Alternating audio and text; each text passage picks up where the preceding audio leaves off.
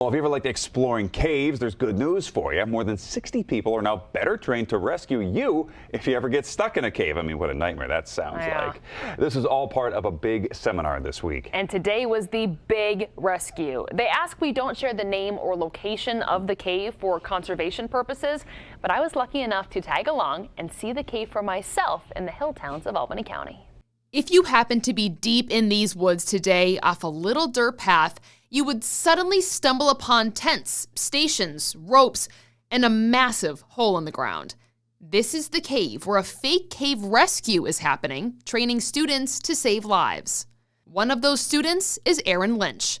She says she got hooked years ago and that this training is vital.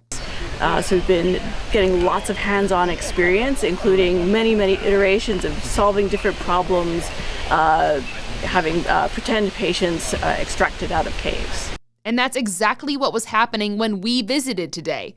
Greg Moore, one of the leaders here today, explains how it works. We have a whiteboard here that shows what teams, where they are in the cave, what their assignment is, a timeline showing what events so we can keep track of where a patient is. In this training scenario, there are 4 patients. They're out and the 4th one is on their way out, but they've got a lot of cave to go through, so maybe an hour or 2 before they're on the surface. So while we waited, I got a tour of the cave. With a GoPro strapped on, I started the descent. We scrambled down rocks into the chilly cave with temperatures always in the 40s. I climbed down a ladder, hand by hand, foot by foot, until I was solidly underground. Then I got the grand tour. Along the way, Emily Davis, a longtime caver and co-captain of the Albany Schoharie Cave Rescue Team, explained the history of the cave. And this passage is the passage that the bats like the best. Davis says while the trainings here are a big deal, the focus on conservation is just as important. They close the cave in the winter to keep both people safe from ice, but also for the bats' well-being. Eventually, we head back to the surface. The final patient was coming. Okay, we want to move towards the entrance. Yep. Both Davis and Moore guided me back to the ladder, and up we went. Hand over hand, foot by foot, once again, slowly, daylight emerged. I'm so out of shape, guys. Ridiculous. I'm sure you did amazing. The students successfully pulled the patient to safety. Good practice for everyone here today. Moore says these types of rescues are rare, and he and Davis want people to understand there are safe ways to cave because it can be thrilling. If I were to be in a room of my friends and ask them how many of them had ever been at some place that no human being had ever been before, most of my friends would be able to raise their hand. Thrilling and safe with a little bit of smarts. 30 years ago, a tornado ripped through this region. The hillside behind me also seeing a wildfire just last fall in November of 2024. But something that can bring so much damage can also bring new beginnings. We're here. I mean, this is a different scale. We are here looking at this location of the fire, which is on East Mountain. Standing in Elmwood Cemetery in Great Barrington, Karen Caljo points out a dual scar from both the Great Barrington tornado of 1995 and the butternut fire from last November. We view them as, tornadoes as natural disturbances, and they're periodic. Large-scale disturbances like that happen roughly every 30 years or so. Caljo is the prescribed fire manager for Mass Wildlife. She says the fire, another natural disturbance, likely benefited from the tornado 30 years ago. There were still likely downed trees left over that acted as fire fuel. She says this area, before humans, burned naturally, probably once every 15 to 25 years. Very low intensity fire. It wouldn't actually destroy trees. As if you look up here, not many trees are destroyed, and you see a lot of trees actually in bud. Life springing from destruction. Tornadoes, it turns out, do the same. Well, I have to say, I spend a lot of time working on New England cottontail, which is a declining species here in the Northeast. Marianne Pichet says the New England cottontail loves tornado scars. She says tornadoes bring down trees, which then brings forth new growth, and these bunnies love it. So much so, there's a 6-state conservation effort to artificially create environments like this to help the species population increase. That includes Massachusetts, New York, Maine, New Hampshire, Connecticut, and Rhode Island. A majority of land is in private ownership, so we specifically reach out to private landowners and encourage them and work with them if they're interested in managing habitat on their property. So while tornadoes and wildfires bring death, devastation, and a lasting scar, Mother Nature has a way of reclaiming what's hers, like a phoenix or a bunny rising from flames. Reporting for News Channel 13, I'm First Warning meteorologist Rachel Tiede. Hey everybody, Rachel Tiede here. I am joined by Tim Wilkin, expert on all things horse racing. He's giving us a tour of the Saratoga Racecourse. It's 8 a.m. People are already milling about the Saratoga Racecourse as Tim drives us to see some of the Travers athletes. There's the track over there. I always forget how big the grounds are at Saratoga. Yeah. I mean, as a guest, you only see the tip of the iceberg. The backstretch workers are busy getting the horses ready for workouts, veterinarians checking up on their animals, and trainers overseeing it all. But Tim knows there are other employees here who demand attention. Tim takes great pride in keeping the dogs well fed throughout the meet. All right, one more and that's it. You like these.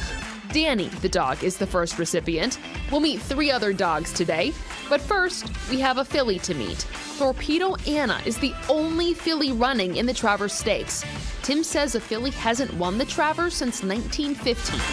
So Tim, tell me what you like about this horse here. She's fast. She's fast. She's very, very fast. She's dominated the 3-year-old filly division like no other. And they're looking for another bigger challenge, and she's going to get it when she faces a very salty bunch in the Travers. Has she run against the boys before? No. Tim doesn't only feed the dogs treats, the horses too. He let me feed Torpedo Anna a peppermint, a favorite treat. Her trainer, Kenny McPeak, says he has all the confidence in the world in his girl. This is an extra difficult challenge to run against the colts. For those that don't know a lot about racing, we do get a 5-pound weight allowance as a filly, so we're going to take advantage of that. Before we go see our next horse, Sonny! We have Sonny the lab to appease. He gets his biscuit, or 2, or 3, sneakily so Dad doesn't see. And then we're off to our next horse, Honor Marie. He's going to come into the Travers way under the radar. Tim says he doesn't see Honor Marie as a winner necessarily, but he could definitely shake things up. If you're looking for a long shot in this race, he's the long shot. You can do a lot worse than him. Tim has been working at this track since 1980.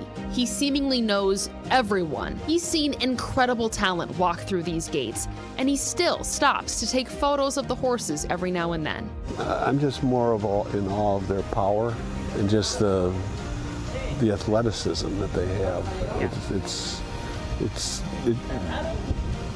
It's hard to describe how athletic these animals are. A lot of people think, oh, they're just horses.